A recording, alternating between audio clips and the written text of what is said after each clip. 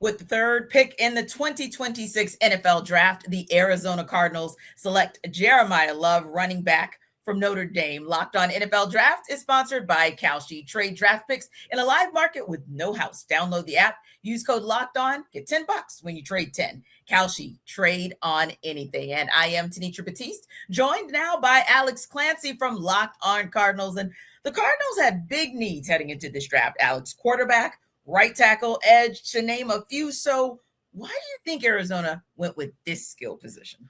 So there's the tinfoil hat version and the real version. The real version is pound for pound, he's the most ready-made NFL player in this draft in Jeremiyah Love. So you take best player available, even if it is technically at a non-premium position at running back. The tinfoil one, the thing I actually believe in, is Michael Bidwell overruled Monty Ossenfort.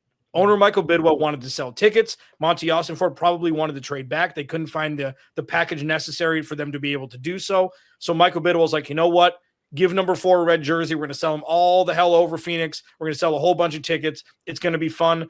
It's going to be incomplete in 2026, but it'll be fun. It'll be exciting. Yeah, and sometimes, like you said, it's butts in seats and BPA versus the whatever the alternative and what makes sense. While selecting Love at number 3, well, it's going to cost the Cardinals a pretty penny because that means he's guaranteed a boatload of money, $52.5 million. What do you think about making that kind of investment in a running back? I think it's a mistake. Only bad teams draft running backs in the top 5.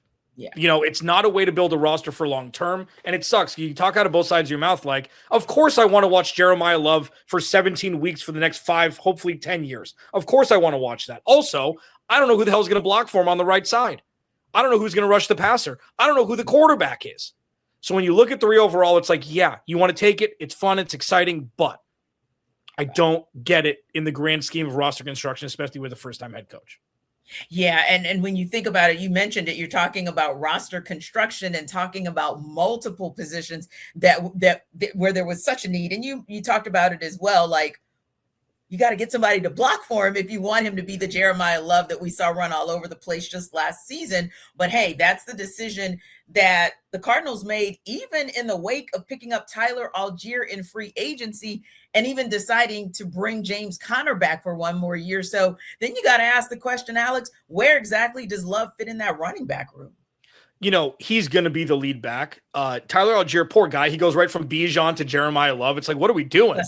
Yeah. You got to fire that agent, man. You got to get rid of that agent. With James Conner, it's going to be fascinating because he took a pay cut to come back. He loves Arizona. People are going to forget that he even played for Pittsburgh. He's an Arizona Cardinal. Okay. Yeah. But now it's either him or Trey Benson.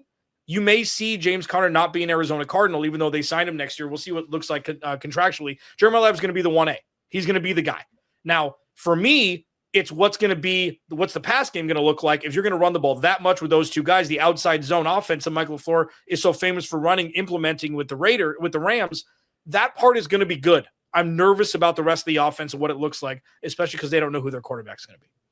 Yeah, I think that's one of those where we're probably going to see such a healthy dose of Jeremiyah Love because, like you said, that QB room, maybe more than anything for the Arizona Cardinals, is just the biggest question mark heading into this season. And it's a tough division. I mean, obviously the Cardinals finished well at the bottom of that division, if you will, but have they done anything just in terms of getting this pick to maybe put themselves at least in a position to do better now that they at least know they have a premier back in Love coming out of the backfield? Yeah, that's a good question. I mean, 2026 is a stutter step year anyways. 2027 is the big splash year with the huge, with the very deep draft. There's going to be first rounders taken in the middle of the second round next year.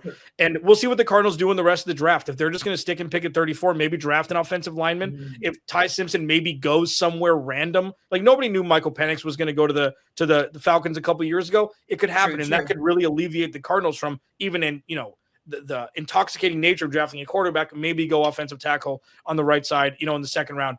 This was a stutter step year. This is not going to be a complete roster, irrespective of who they drafted in the first 2 rounds. So the fact that it's a running back, it's going to be a whole hell of a lot more fun than a right tackle. I just don't know if it's going to be as effective for winning long term.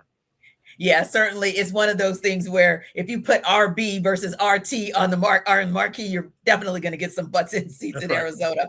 For more on the Arizona Cardinals, subscribe to Locked On Cardinals wherever you get your podcasts.